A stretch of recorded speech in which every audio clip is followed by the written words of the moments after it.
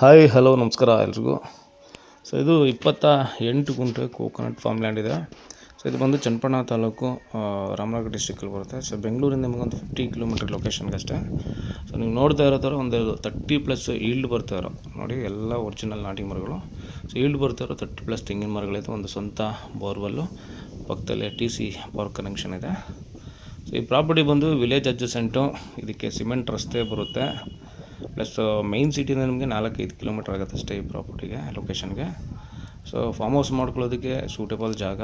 ಸುತ್ತಮುತ್ತ ಎಲ್ಲ ತೋಟಗಳಿತ್ತು, ವಿಲೇಜ್ ಪಕ್ಕದಲ್ಲೇ ಇರ್ತಕ್ಕಂಥ ಜಾಗ.